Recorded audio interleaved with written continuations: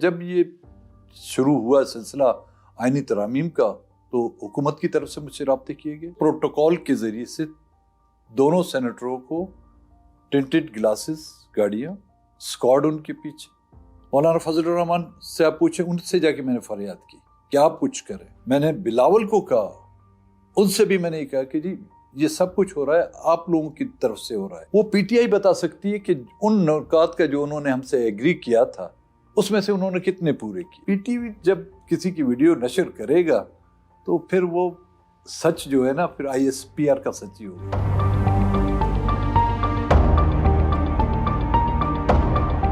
Be N پی کے 2 senators Nasima احسان اور قاسم رونجو نے 26ویں آئینی ترمیم کے حق میں ووٹ دیا جبکہ آپ اس کی مخالفت میں تھے. What actually happened؟ پہلے ان کو کس طرح لایا جاتا ہے ویل چیئر میں، اور لفٹ وہ جو آفیشلز کے لیے استعمال ہوتی ہے، چیئرمین سینٹ کے لیے استعمال ہوتی ہے یا اسپیکر کے لیے استعمال ہوتی ہے، اس پارکنگ میں اور اس پروٹوکول کے ذریعے سے دونوں سینیٹروں کو ٹنٹڈ گلاسز گاڑیاں، اسکواڈ ان کے پیچھے. یہ خود انہوں نے مجھے بتایا. آج تقریباً 4 گھنٹے یہاں استعفیٰ دے کے میرے پاس آئے تھے، اور پہلے دن بھی ان کو لایا گیا، جب ووٹنگ نہیں ہوئی پھر ان کو لے جایا گیا، اور پہلے دن کہتا ہے 4-5 گھنٹے تو ہمیں پارکنگ میں بٹھایا. مجھے نہیں معلوم تھا، یہ ان کی اپنی زبانی ہے. اور پھر جس انداز میں جو آپ لوگوں کی نظر سے سامنے سے گزرا، ویل چیئر پہ اس کو لایا جا رہا تھا. اور میں جب سے یہاں پہ آیا ہوں میں نے تو قومی اسمبلی سے استعفیٰ دیا تھا. میں قومی اسمبلی کا نہ ممبر ہوں اپنے آپ کو سمجھتا ہوں، نہ ہی مجھے کوئی ووٹ دینا تھا. میں آیا تھا صرف اس لیے کہ ان کو اٹھایا گیا ہے، کیونکہ میں سمجھتا ہوں یہ میرا فرض بنتا ہے کہ میں کوئی بھی میرے پارٹی کا کارکن، چاہے وہ سینٹ کا ممبر ہو، چاہے قومی اسمبلی کا ممبر ہو، چاہے میری پارٹی کا رکن ہے، he is my family member. Both the senators claim that they were pressured and threatened. آپ کو کب پتہ چلا and did you talk to any politician؟ میں اپنی ذاتی مصروفیات سب چھوڑ کے میں نے وہ فلائٹ پکڑی، یہاں پہ آیا اور ان کو ڈھونڈا. میں نے مولانا فضل الرحمان سے آپ پوچھیں، ان سے جا کے میں نے فریاد کی کہ آپ کچھ کریں. میں نے بلاول کو کہا، ان سے بھی میں نے کہا کہ جی یہ سب کچھ ہو رہا ہے آپ لوگوں کی طرف سے ہو رہا ہے. اگر کوئی اور کر رہا ہے، پہلے ایک زمانے میں ہوتے تھے یہاں پر ووٹ آف نو کانفیڈنس اور ووٹ آف کانفیڈنس، یا سینٹ میں یا قومی اسمبلی میں ہارس ٹریڈنگ ہوتی تھی، تو اس وقت آئی بی انٹیلیجنس بیورو کو استعمال کیا جاتا تھا، یا صوبائی سطح پر پولیس کو استعمال کیا جاتا تھا، یا اسپیشل برانچ کے لوگوں کو استعمال کیا جاتا تھا. جب بات آتی ہے کہ آپ آئی ایس آئی کو استعمال کرتے ہیں وہاں پر، تو بلاول کو میں نے بولا تو ہمارے لوگ جو اٹھائے گئے ہیں اور اس میں ایک خاتون ہے. ہم بلوچستان میں ایک روایت ہے کہ ہمارے یہاں جب قتل بھی ہوتے ہیں، سینکڑوں کی تعداد میں قتل بھی ہو گئے، اگر اس میں کوئی خاتون اپنی چادر سر سے اٹھا کے وہ آ جاتی دوپٹہ، تو وہ بھی ہم لوگ اس سیز فائر کر لیتے. لیکن آپ لوگوں کے دور حکومت میں جس مشن کی تکمیل کے لیے اب شب روز کبھی مولانا کے در پہ، تو کبھی نواز شریف کے در پہ، تو کبھی کسی کے در پہ جا رہے ہیں، کیونکہ یہ بیڑا آپ نے اٹھایا ہوا ہے. اور اس بیڑے کے نتیجے میں جو کچھ کوئی عمل ہو رہا ہے، چاہے کسی کو آپ میڑ منت سے اس کو راضی کر رہے ہیں، اس کا کریڈٹ آپ کو جاتا ہے، یا آپ اس سے کسی کو برائب کر کے اس کو خریدتے ہیں تو یہ بھی آپ کے خزانے سے جائے گا، یا کسی کو زور زبردستی اس کی اور اس کی پارٹی کی فیصلے اور مرضی کے خلاف اس کو ووٹ ڈلواتے ہیں، تو یہ صحرا بھی آپ ہی کے سر سجے گا. آپ نے اپنے سینیٹر سے مستعفی ہونے کا مطالبہ کیوں کیا؟ پہلے وہ خود گئے تھے وہاں پہ استعفیٰ دیا، کیونکہ وہ ٹائپ شدہ تھا، اور میں نے اسے کہا کہ شاید اس کو ایکسیپٹ نہ کرے، کیونکہ میرا بھی استعفیٰ ابھی تک وہ ایکسیپٹ نہیں کر رہے. وجہ ابھی تک نہیں بتائیے، لیکن جو مجھے سننے میں ہے تو میں بہتر یہ ہوگا کہ ہینڈ ریٹن ہو، اور آپ on the floor of the senate جا کے جو بھی آپ پر آپ بیتی آئی ہے، میں یہ پریشر نہیں کرتا. اگر آپ سمجھتے ہیں کہ آپ پھر وہ پریشر برداشت کریں گے، وہ بتا دیں، یا یہ بتا دیں کہ آپ کس مقصد کے لیے سینٹ میں پارٹی کی طرف سے چنے گئے تھے اور آج آپ کے ساتھ کیا ہوا، مختصراً وہ بتا دیں. انہوں نے بولا بالکل میں بات کرنے کے لیے تیار ہوں. وہ اپنے پیروں سے چل کر گاڑی میں بیٹھے, یہاں پہ ہمارے ساتھ کھانا کھایا, پیروں اپنے چل کر گاڑی میں بیٹھے. سینٹ میں ہم گئے, وہاں پر میں اور ساتھی جو ہیں وہ گیلری میں جا کے بیٹھے, یہ خود چل کے وہاں پر جا کے بیٹھا. اور اس نے کئی بار کوشش کی کہ وہ بات کرنے کی, لیکن اس کو بات کرنے کا موقع نہیں دیا گیا. پھر ایک بار جب میں نے بھی اپنا استعفیٰ on floor of the house دینے کی کوشش کی تھی, انہوں نے کورم کی نشاندہی کی.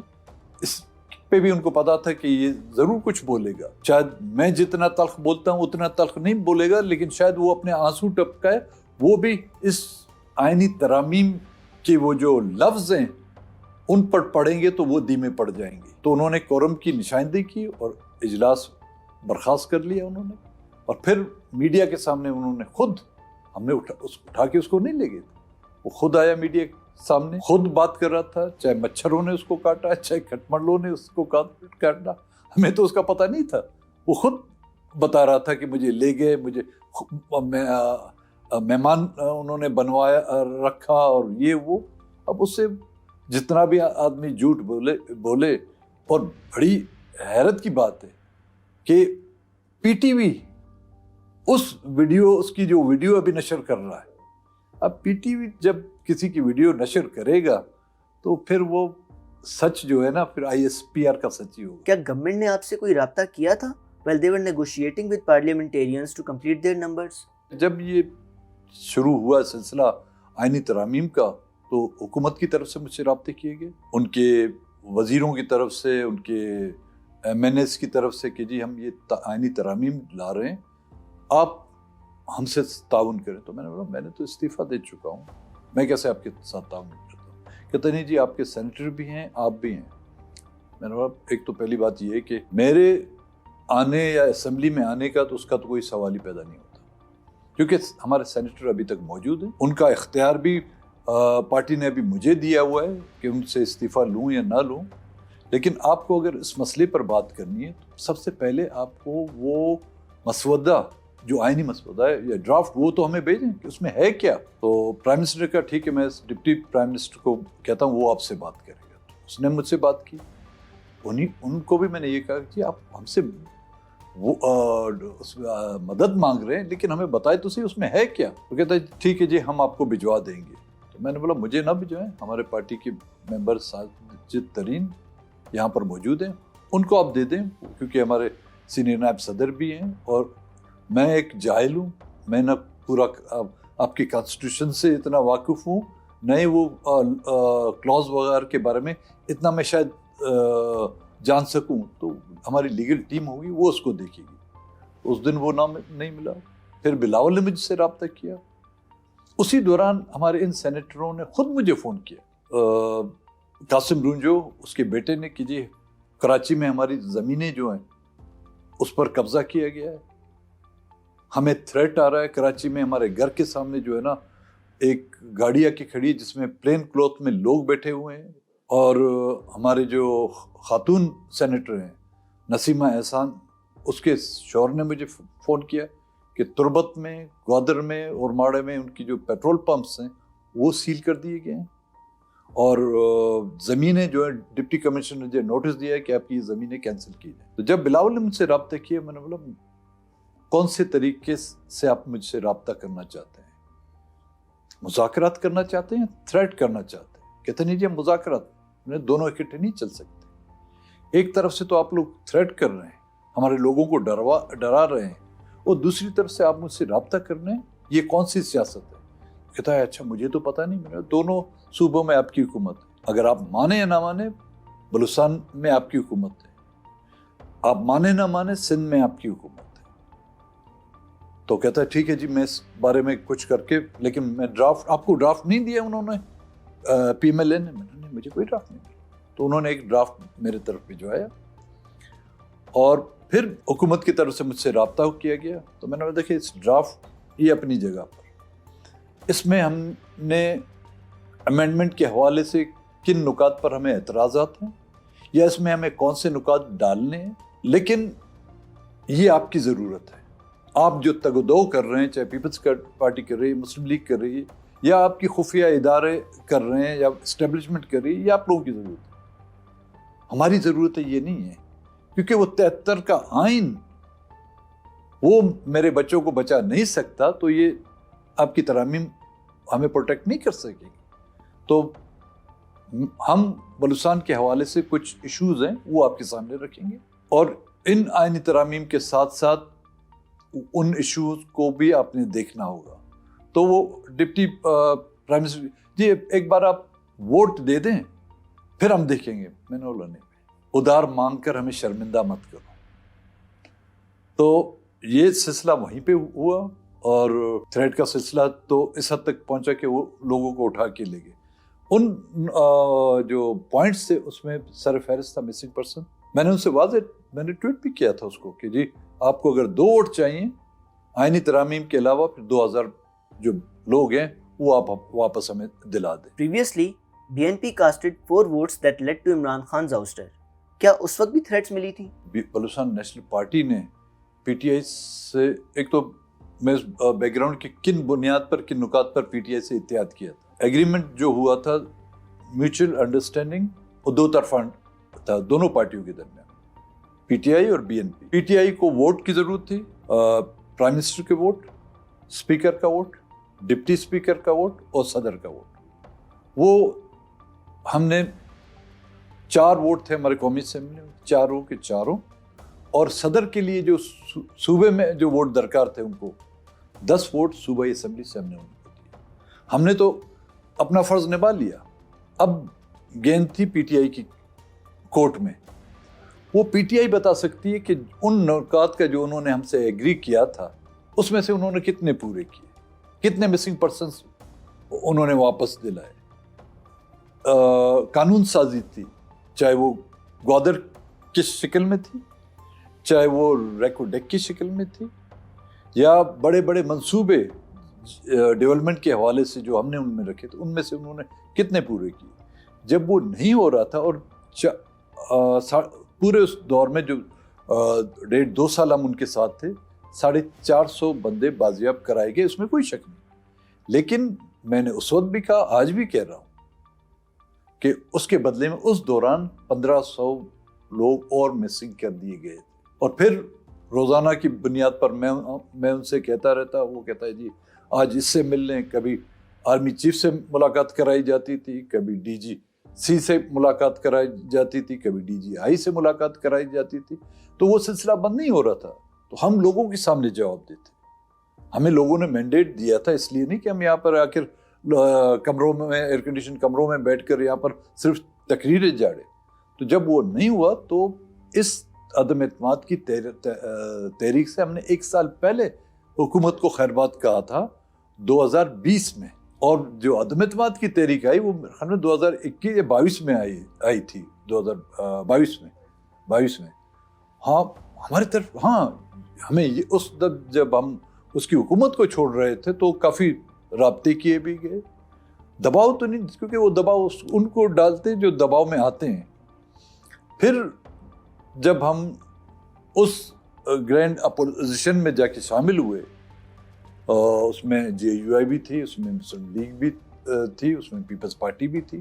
تو پھر یہ ایک سلسلہ شروع ہوا کہ جی عدم اعتماد کا کوئی سازشیں ہوئی، کسی کو کہا گیا ہوگا، وہ بی این پی اس سے ناواقف تھی.